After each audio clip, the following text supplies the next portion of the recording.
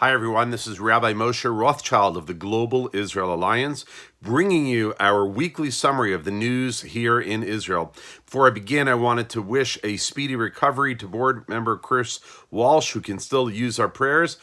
He was discharged from the hospital, which is great, and he's still facing some challenges, and we wish Chris all the best.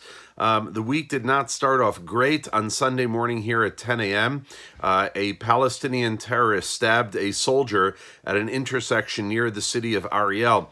After stabbing the soldier, he took his gun and he fired upon 3 cars. He hit a 47-year-old rabbi named Achiad Ettinger. Rabbi Ettinger was the father of 12 children, and unfortunately, after being taken to the hospital, he succumbed of his wounds.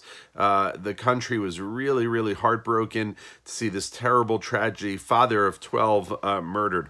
And it was interesting to see, in light of what happened in New Zealand, the terrible tragedy of the 50 Muslim worshippers being killed in the mosque, and the world kind of falling all over itself to condemn that and to recognize that, and to hardly see this being covered in the media. People here were very, very disturbed by that.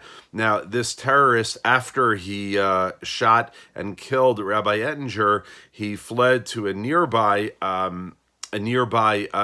junction, intersection, and there he killed a soldier, a 19-year-old soldier, just a boy, named Staff Sergeant Gal Kedan, who was from the city of Beersheba, and he was laid to rest on Monday morning at 11 a.m. The third victim of the attack was an IDF soldier, Alexander Dvorsky, from the city of Nazareth, Ilin.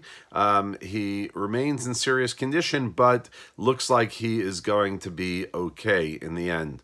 The IDF launched a massive manhunt to hunt down this terrorist, and eventually, later in the week, he was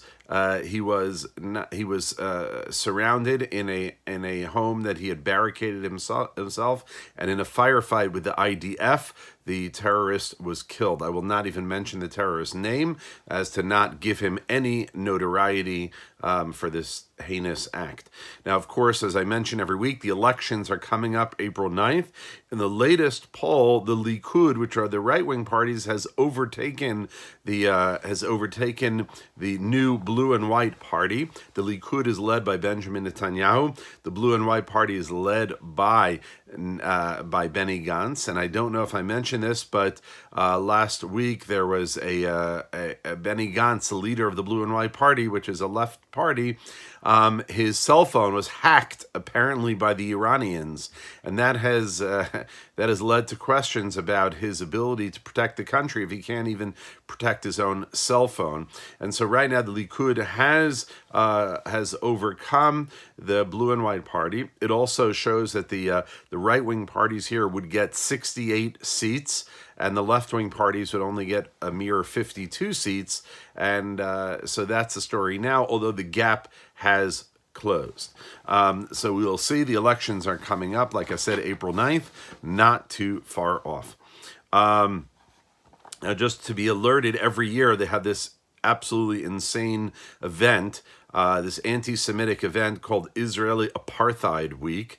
It's all these international events all over the world. Of course, we know that Israel is not an apartheid state. It's an absolute insult to the South African blacks and those who fought for freedom for the South African blacks in a true apartheid country, South Africa. Here in Israel, we know that Muslims serve in our government. 10% of the last Knesset, our government, were made up of Muslims, just to one example. But Israel is far from an apartheid state.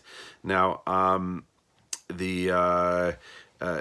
Secretary of State Mike Pompeo visited Israel this week, during which on his travels he was in Kuwait City and Beirut. So here his meetings in Israel are meant to discuss critical regional issues such as Iran and other issues that are relevant here, combating anti-Semitism in the United States, and et cetera, and things like that. the peace process, which of course has not really advanced much.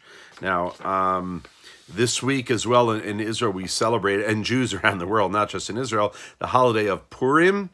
Purim, we read the book of Esther, we have feasts, we dress up in costumes, and ironically, the story of the book of Esther takes place in Persia, which is current day Iran, where Jews are threatened with annihilation.